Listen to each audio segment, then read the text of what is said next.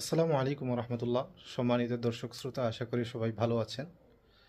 মানুষ চারটি উপায়ে নিজেকে ডেভেলপ করতে পারে।